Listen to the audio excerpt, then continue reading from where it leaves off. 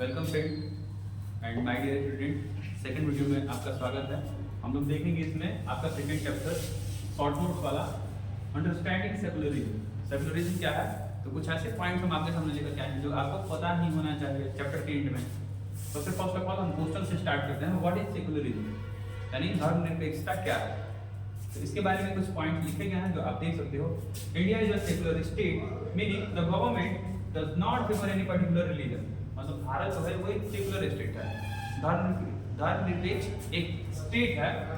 इसका मतलब ये है कि जो सरकार हमारा है वो किसी भी एनी रिलीजन को, किसी एक पर्टिकुलर मतलब किसी खास एक रिलीजन को फेवर नहीं करती है। यानी कि अगर वो प्रमोट करेगा तो सारे धर्म को इक्वल प्रमोट करेगा, ना कि किसी एक पर्टिकुलर धर्म को।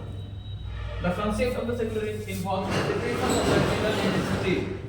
जो ये concept है सेकुलरिज्म का, इसका मतलब है ना कि जो स्टेट हो गया और हमारा स्टेट के अलावा अगर देख लिया जाए जो हमारा रिलीजन हो गया, दोनों को अलग अलग करके देखा जाता है, ना कि एक में कंटिन्यू कर, एक में मतलब ज्वाइंट करके नहीं देखा जाता है। यानी कि हमारा जो धार्मिक जो पॉइंट है वो अलग एंगल से देखे जाते हैं। इसके अलावा जो हमारा अगर देख लिया जाए कुछ रूल्स वगैरह लाने हैं तो वो अलग तरीके से देखा जाता है, सेपरेट करके।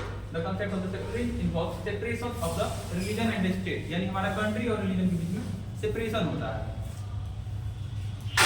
अब कुछ की पॉइंट्स के बारे में बात करेंगे। जो सेकुलरिज्म है उसके कुछ क्या क्या खास की पॉइंट्स होते हैं। Equality for the all religion, मतलब कि सेकुलरिज्म अगर कोई कंट्री सेकुलर कंट्री है इसका मतलब है वो सारे धर्मों को इक्वल ट्रीट करेगा, ठीक है। No religion is the given special status or of preference by the government। मतलब किसी एक रिलीजन को स्पेशल स्टेटस नहीं दिया जाएगा। इसके अलावा प्रेफरेंस किसी एक रिलीजन को नहीं दिया जाएगा गवर्नमेंट के द्वारा, ऐसा नहीं है ना। जैसे मान लो इंडिया है तो इंडिया में हिंदुइज्म को ऐसा नहीं है कि बस स्पेशल प्रेफरेंस दिया जा रहा है, नहीं दिया जा रहा है, क्योंकि इंडिया एक सेकुलर कंट्री है। इस तरीके से जो कंट्री अमेरिका है तो अमेरिका में भी देख लिया जाए, ऐसा नहीं है कि क्रिश्चियनिटी को स्पेशल स्टेटस दिया जा रहा है, सारे धर्मों को वहां पे मतलब इक्वल ट्रीट किया जाता है, जैसे कि इंडिया में। फ्रीडम ऑफ रिलीजन, इसमें हम लोग देख लेते हैं, everyone has the right to be the practice, preach and of propagate their religion freely. मतलब कि सबको आजादी होता है कि वो अपने रिलीजन को प्रैक्टिस कर सकते हैं, प्रीच कर सकते हैं एंड प्रोपेगेट कर सकते हैं, यानी कि उसको लोगों तक पहुंचा सकते हैं, उसको फैला सकते हैं, अपने प्रमोट कर सकते हैं अपने रिलीजन को। अगला क्या है, अगला सेकुलरिज्म का अगर पॉइंट देख लिया जाए तो स्टेट न्यूट्रलिटी, मतलब जो कंट्री होगा वो न्यूट्रल होगा, किसी भी धर्म के प्रति किसी के भी फेवर में नहीं जाएगा। The government does not interfere with a religious matter और प्रमोट एनी स्पेसिफिक रिलीजन। मतलब कि जो रिलीजियस मुद्दे होंगे ना उस पे वो इंटरफेयर नहीं करेगा और किसी धर्म को प्रमोट नहीं करेगा। अगला पॉइंट हमारा स्टेट इंटरवेंशन।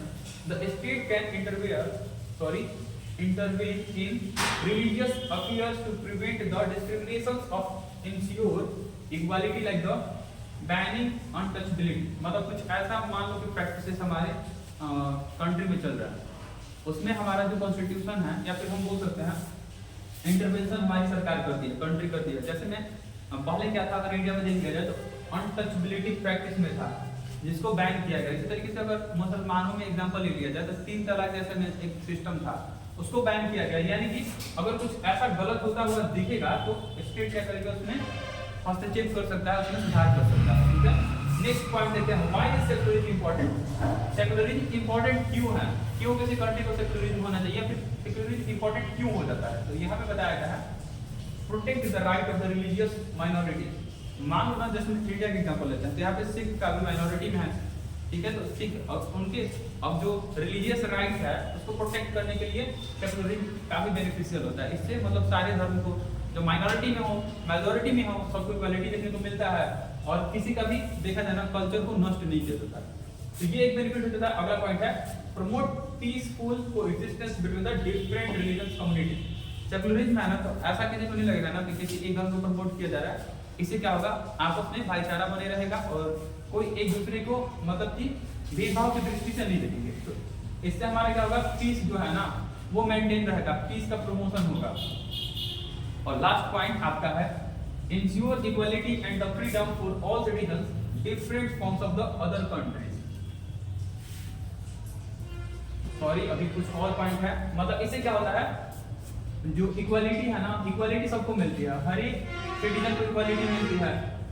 सपोज कीजिए ना, मान लो कि एक हिंदू है और एक मुस्लिम है, और मान लो जो एक मुस्लिम कंट्री है एग्जांपल के तौर पे, तो वहाँ पे क्या होगा, जैसे में जो हिंदू हैं उसको ओपनली प्रैक्टिस करने का मौका नहीं दिया जाएगा। या फिर अगर इसी में बात कर लिया जाए कि इंडिया को सपोजेट अगर बना दिया जाता है,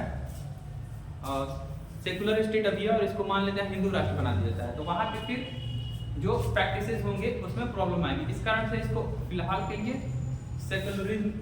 सेकुलर कंट्री रखा गया। Last point, India secularism takes a more protective approach to ensure equality by the intervening in religious matters if needed, unlike some countries with the complete secularism। मतलब भारत में सेकुलरिज्म अभी रखा गया है कि भारत में देख रहे जाना तो मल्टीपल रिलीजियस लोग यहाँ पे रहते हैं, तो यहाँ पे सेकुलरिज्म बहुत ज़्यादा इंपॉर्टेंट हो जाता है। इस तरीके से आपका आज का क्लास रीड हुआ। आप लोग ये नोट्स का स्क्रीनशॉट ले सकते हैं।